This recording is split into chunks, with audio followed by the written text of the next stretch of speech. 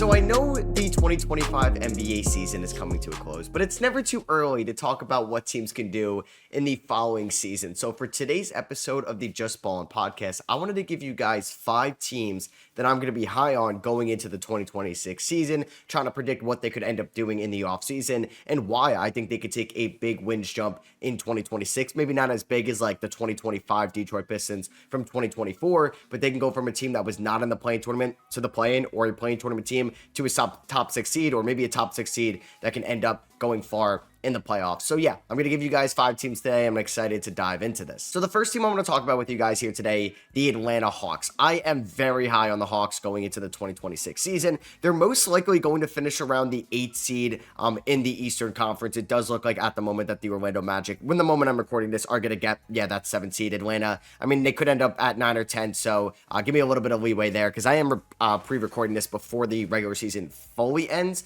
because if you guys heard on maybe some other podcast episodes, I'm going to be away throughout the week of the play-in tournament, and the following weekend I'm going to be in Europe for the first time in my life. I know, great timing with the NBA season coming to a close. Didn't really have much control in that, but either way, the Hawks are going to finish in the play-in tournament. The Hawks and like the Bulls and like the Heat feel like they've been in the play-in tournament every single year since its creation. And the Hawks this year are going to finish around 20th in net rating. Their defense was around that, and offense this year as well. But I'll give you why I'm high on the Atlanta Hawks next year. Given they don't make a seismic shift with their lead engine, their franchise player, one of their best players of the 21st century, Trae Young. Because Trae Young is 26 years old, and it feels like Trae Young, like this has been like maybe a down year for him overall, when we've seen some fantastic Trae Young seasons in the past. And who knows? Like I said, I'm recording this before the play-in tournament. Maybe he goes off. Maybe he really makes Cleveland or Boston's night it's a little bit harder and more difficult in round number 1. But I would say this year was a little bit of a down year for Trae relative to previous years, because if you look at Trae's usage, like They got to use him a ton, right? He has a usage percentage around 30% every year. It went down a little bit this year, but he's still one of the best passers in the league. The true shooting is the lowest it's been basically since his rookie season, but he only had 36 games with his co-star, Jalen Johnson. That is, I think, another big X factor for this team. So one, you're getting one of the best playmakers, one of the best floor raisers, in my opinion, one of the best initiators, and still a good shooter with his volume. I know Trae shot 33% from 3 this year, 41% from the field, and his 2-point percentage was at 47%, but I still trust Trae as a high-volume, semi-efficient shooter in the long term, and I know his defense still isn't great. I don't think it was ever going to be elite. He was never going to make an all-defensive team, but it's definitely progressed from where we were after his rookie or sophomore year. So you already have a franchise player that I don't know if he could be a 1 on a championship team, but he can at least increase this team's floor. And with all the injuries this year Atlanta's had and some roster turnover, he's kept this team afloat for sure. Without Trae Young, this team is probably not a play-in tournament team in 2025. Like I said, you're going to be getting back Jalen Johnson, who broke out in 2024, and a lot of people had him as a most improved candidate in 2025, and he was on that pace for sure. He could have definitely won that award. 19 points, 10 rebounds, 5 assists, 50% from the field in 36 games. Now, I think a big thing with Jalen Johnson will be next year is we've seen this offense be very effective with the shooters around Trae Young, and even Onyeka Okongwu, who we'll get to, has been taking a little bit more threes. So Johnson wasn't much of a shooter in the first 2 years of his career. Then he goes on to shoot 35% last year, fully breaks out onto the scene. This year, the percentage wasn't there, but the volume went slightly up. And if you look at Jalen Johnson's numbers at Duke, he shot 44% from 3 on incredibly low volume of just 18 attempts. So we don't have like a super large sample size of Jalen Johnson being a good 3-point shooter. But if he could shoot north of 31%. Like, I'll take that. 31%. Last year, he shot 35. I mean, oh my God, I would take that any day of the week. For somebody with his athleticism, his rebounding ability, his size as a perfect modern-day stretch four, I will sacrifice a little bit of that 3-point shooting if I know what I can get out of my perimeter players, which we'll get to, that were good shooters this year. So I love the way, like, I've been back and forth with this Atlanta Hawks front office. I did not like the DeJounte Murray trade when it happens. Now Landry Fields and Kyle Korver have a lot of reign and just kind of control where this team was headed since that trade. And I like the way they've put wing defenders that could switch on defense, that can guard multiple positions, that could be good shooters, that could run the floor, score in transition around Trae Young. Because I think that's something they lacked. As much as I like DeAndre Hunter as a player, and I think it still could have worked in Atlanta, I think Johnson, Shea, and Daniels are much better fits around Trae Young, given the athleticism and the defensive switchability they can provide. And Hunter is a good defender. And that's why I really questioned the Atlanta Hawks trade deadline. They were in no rush to move DeAndre Hunter, just because Hunter was still under contract after this year. And I think the way he played, they could have gotten more in the offseason. So Dyson Daniels obviously also changes the trajectory and the outlook of this team. If he didn't break out this year, I don't know if I would like him as much, but there's a good chance he's going to win either DPOY or Most Improved Player, and he's definitely going to finish on All Defensive First Team. He's 22 years old. He's 6'8". He's becoming more comfortable with the ball in his hands. Like, I think he's really taken a playmaking stride this year. I mean, in New Orleans, I'm not going to fault New Orleans too much for not really playing him. He was definitely raw on the offensive end of the floor, sometimes looked scared and didn't really know what to do out there. And they were a team that was trying to win now this year. They added DeJounte Murray.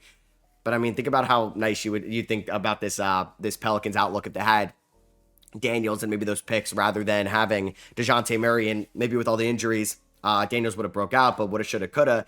Daniels this year had a career high in usage rate, and his efficiency went up with that as well. And he is going to play 75 games for them. Like I said, has been a top defender in the league all year. He's going to lead the NBA in steals with 3 a night. 34% from three attempts. Once again, another player that if you're going to take, not incredible volume in the year 2025, but 3 attempts, I'll take that. 35%.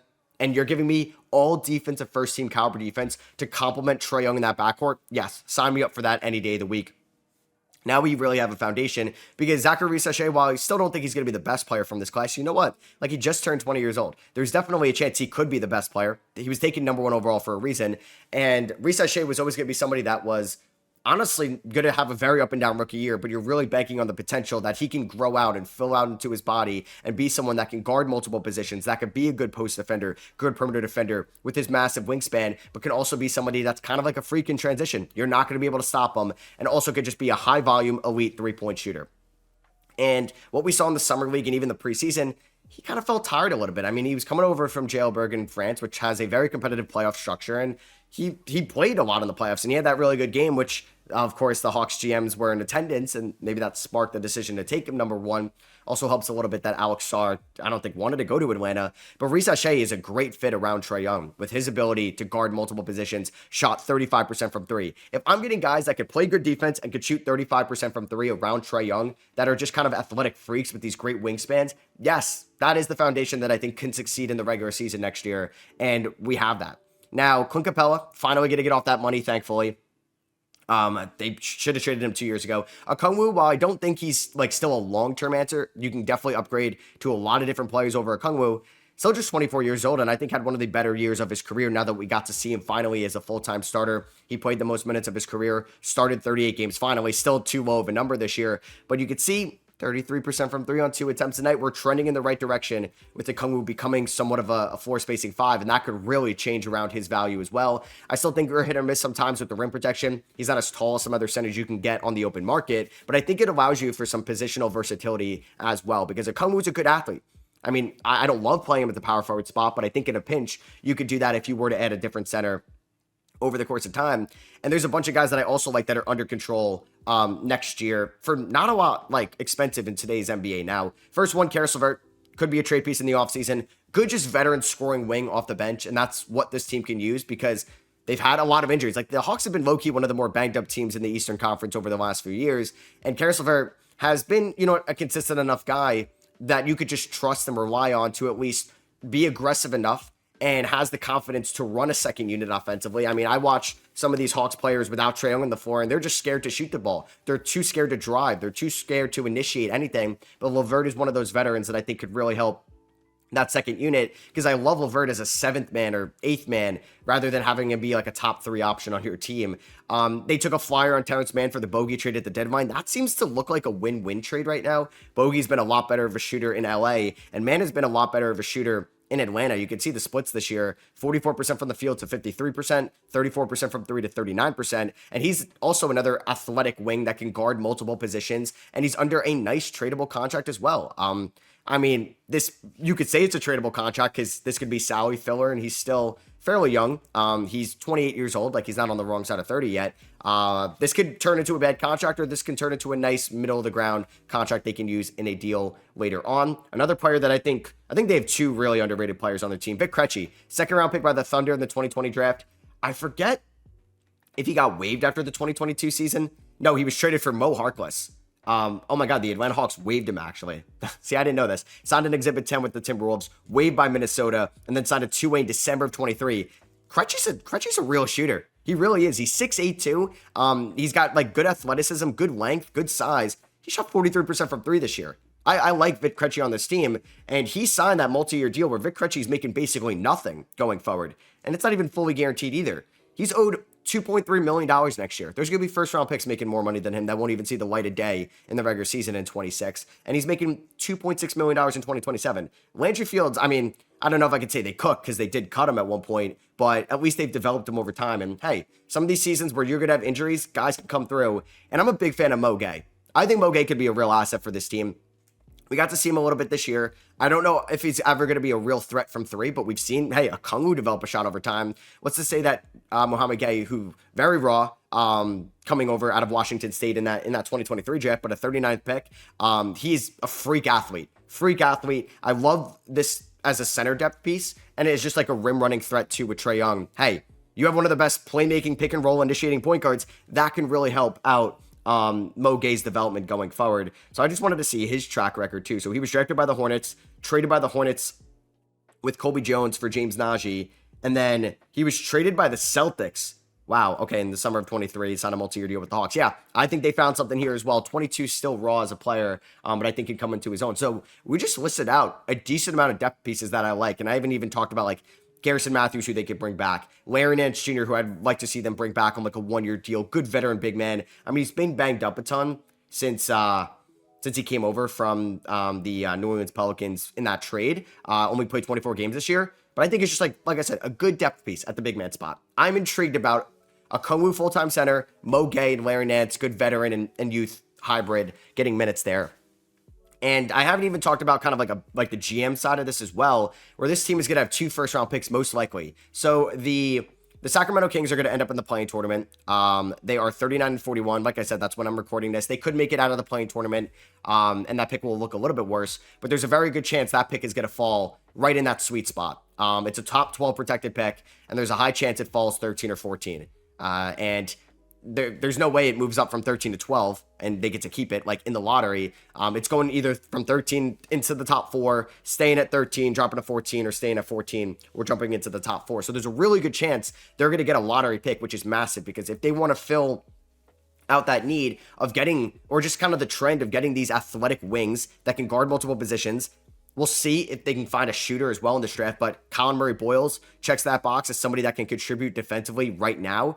Rasheer Fleming checks off that box. That could be a 3D asset for you next year. But if you want to go a little bit more upside, Carter Bryant checks off that box in Arizona, or Noah Essengay also checks off that box from Ratio Farm. So we can figure out who they like going forward. I also didn't really, I briefly talked about Kobe Buffkin, who I was very high on coming out of the 2023 draft out of Michigan, but hated the fit in Atlanta, was behind DeJounte, and both years have been banged up. Not sure. He deserves, I think, to at least get one shot next year, but he could be an early guy that doesn't get his 4th-year option picked up, which would kind of be a shame.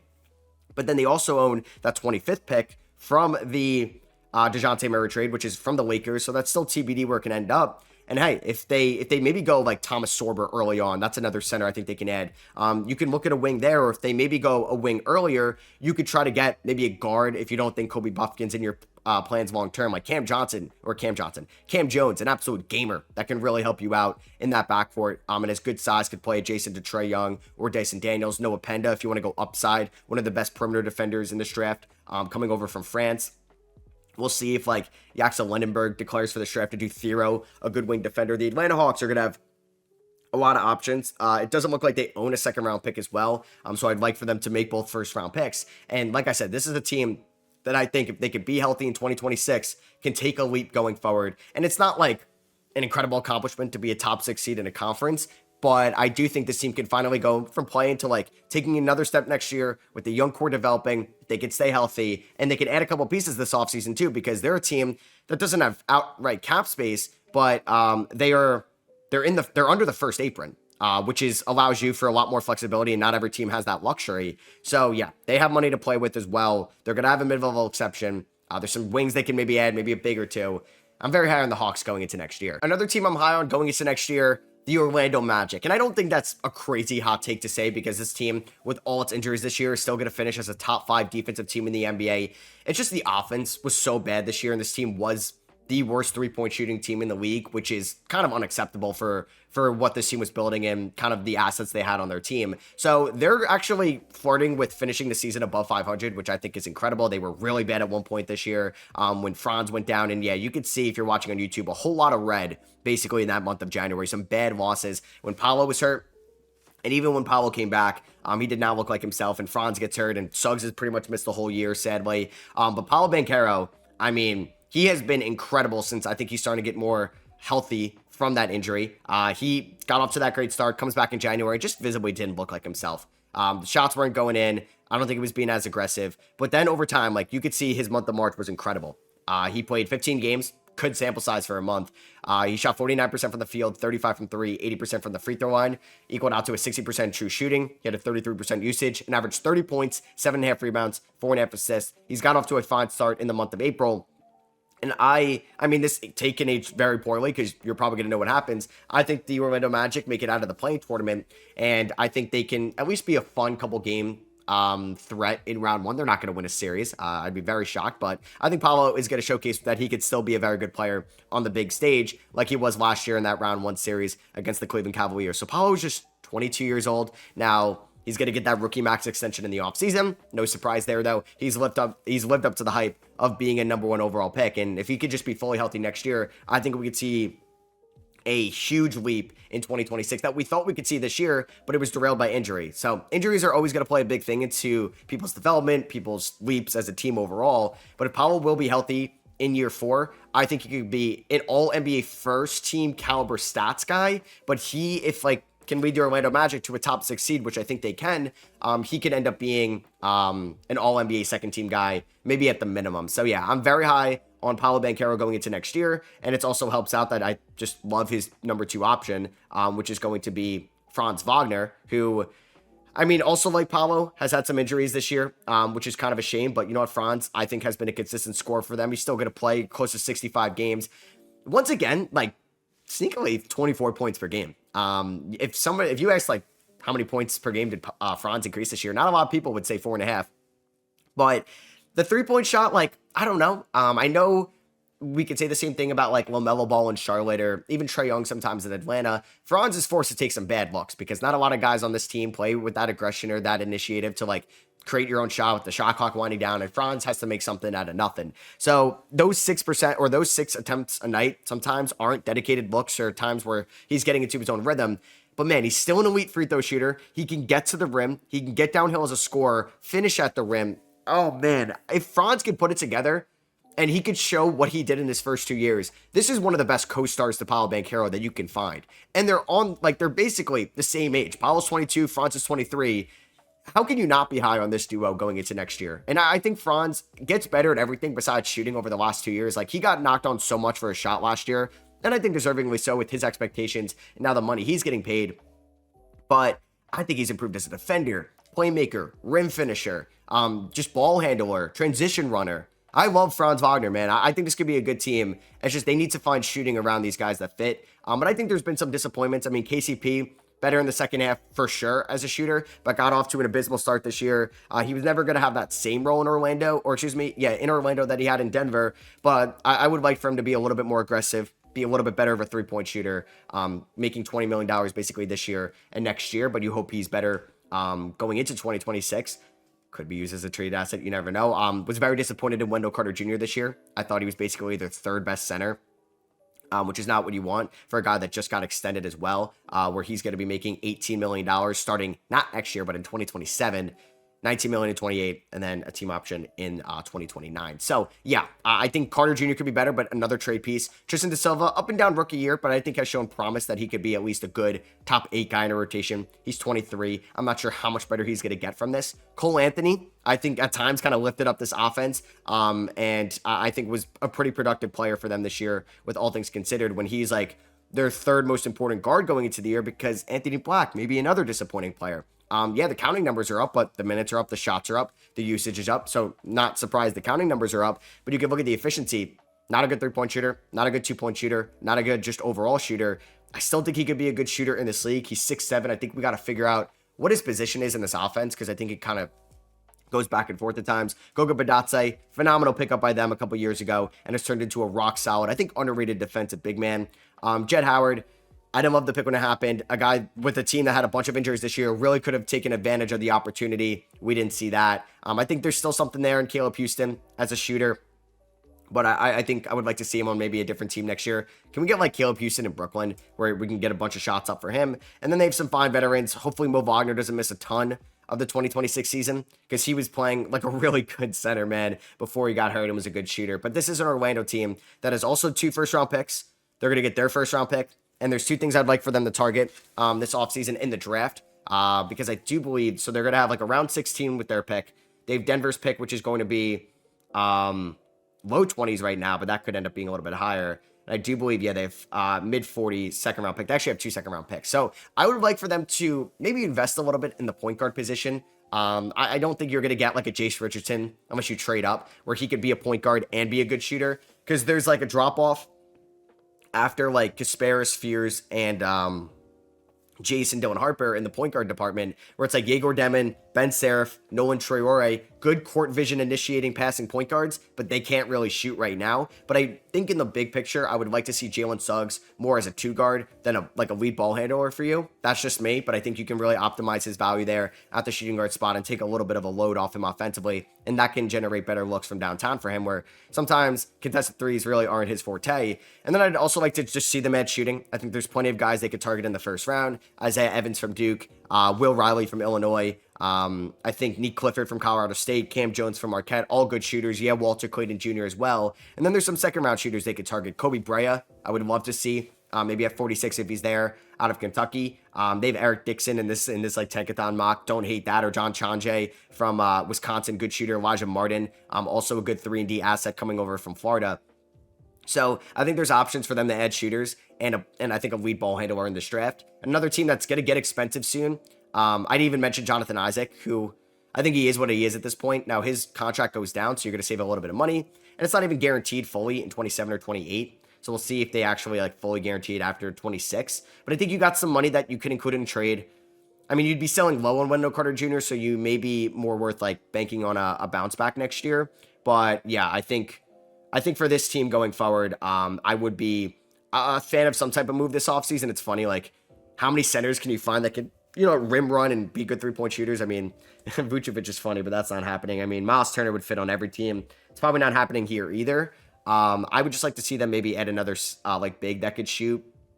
I'm okay sacrificing a little bit of defense on that end as well. They would be a lovely Naz Reid team, but I don't see Naz Reid leaving Minnesota. I would say Julius Randle would be a horrible fit. So yeah, I think there are some guys that could make sense here in Orlando. I think they're heading in the right direction. They finished off on a strong note this year. They're going to be fully healthy, hopefully, at the start of the 2026 season. They could be, once again, a top 5 defensive team. And if they could just go from the 27th ranked offense to the 20th ranked offense, they're going to be a top 5 seed in the Eastern Conference. No doubt about it. Okay, so I'm actually just going to do 3 teams here. I don't want to make this too long for you, and I didn't want to have to rush like the last 2 teams. So the last team we're going to talk about, the Portland Trailblazers. At the end of this, I'll give like some other teams that I think could take leaps in 26. But yeah, the Portland Trailblazers, also not maybe a super surprising one, because I've been raving about them all year long. They got off to a very rough start. Very rough start. They looked like one of the worst teams in the Western Conference. They were my 15th seed projection going into this year.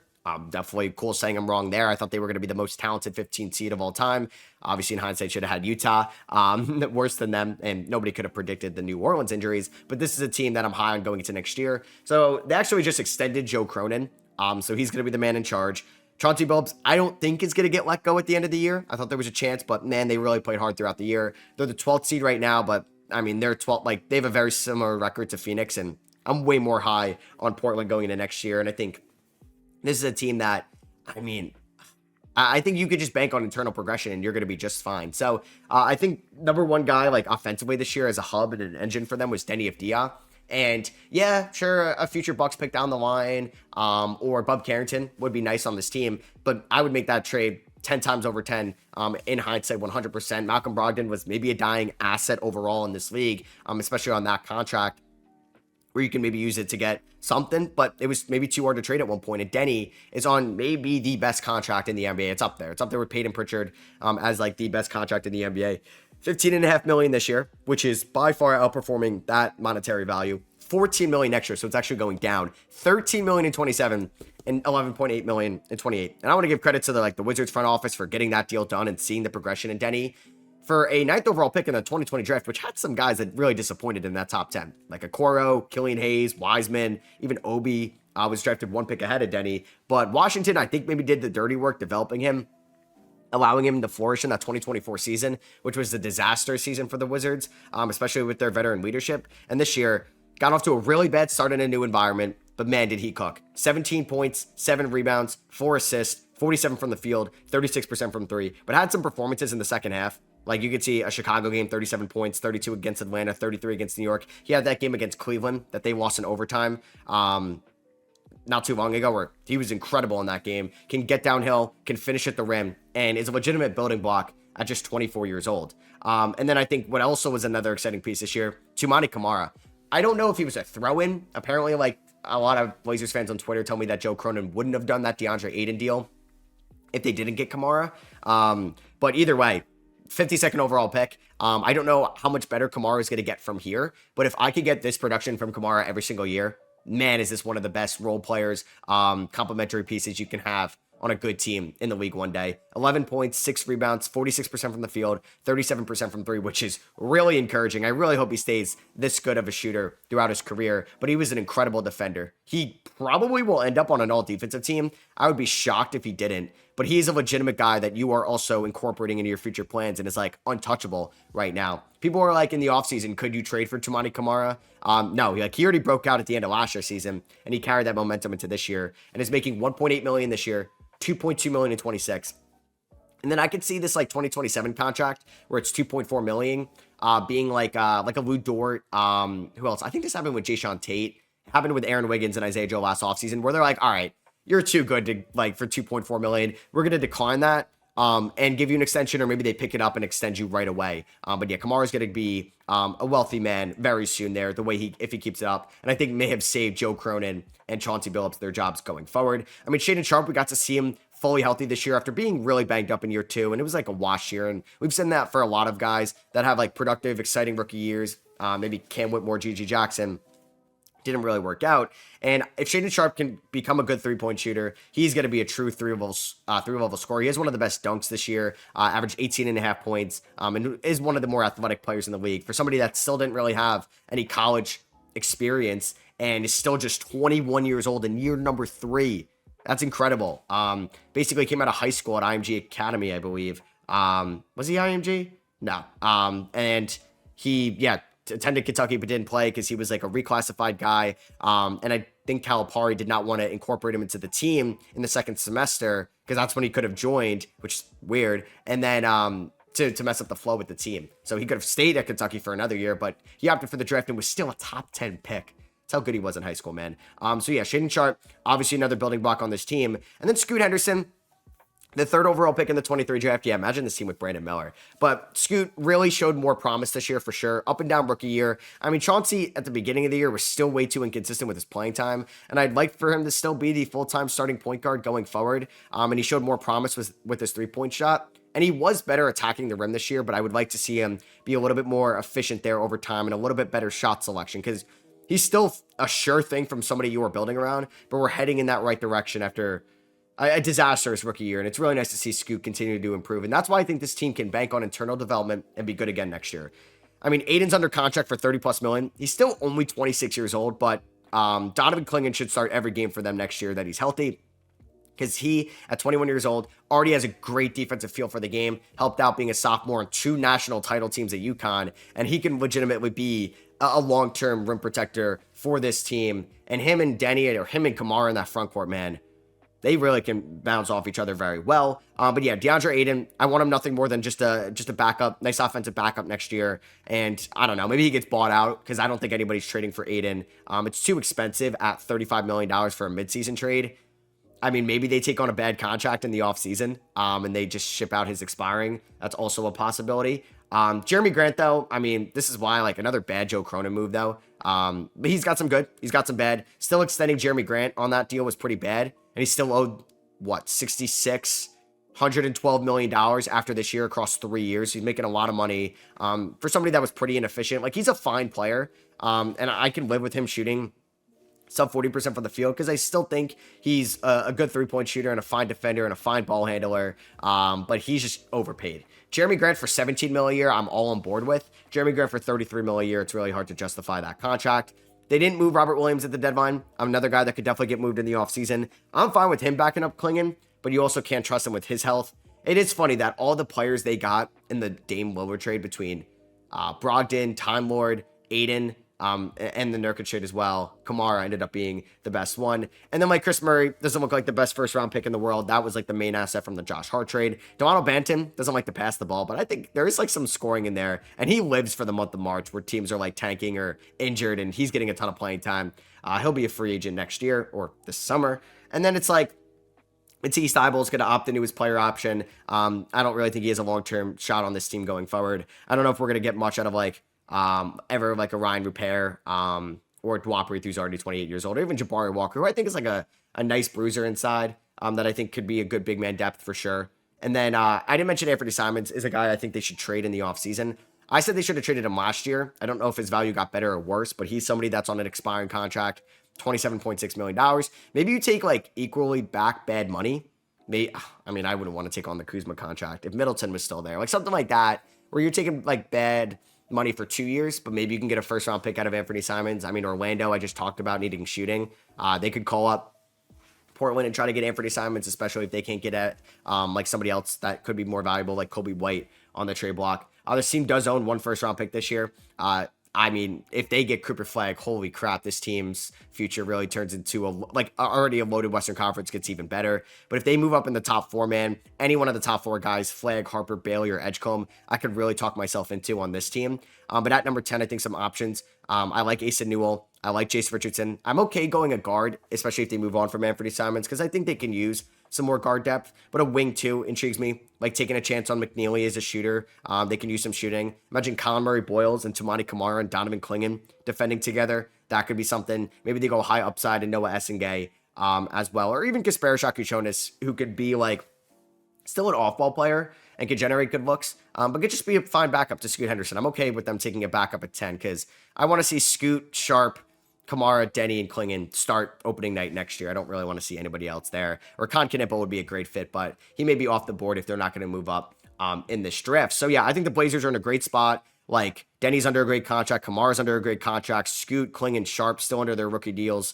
Even though Sharp could get extended this offseason, I mean, if it's like a Trey Murphy level extension, I'm okay with that. But if he wants like Jalen Green money, I might as well wait a year. Because if he ends up making himself more money in 2026, that means he played really good to demand somewhat of a max extension. But yeah, they still have some bad money on the books like Aiden, Grant, Matisse Thybulle.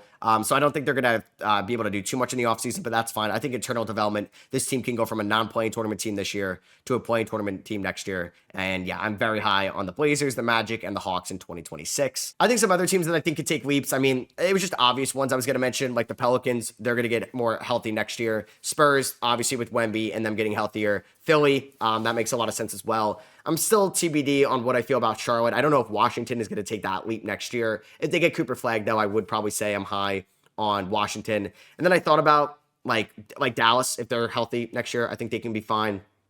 And Toronto might be the other wild card. So yeah, if you guys wanted to see me do maybe the opposite version, which I just talk about 3 teams that I'm lower on in 2026, you guys can let me know. Maybe drop a thumbs up or let me know in the comments what you guys think. Maybe there's another team that you think should have been mentioned in this video or in this podcast. If you guys are listening on Apple Podcasts or Spotify, really appreciate a rating and review to help the pod grow. And I'll catch you guys in the next one. Peace.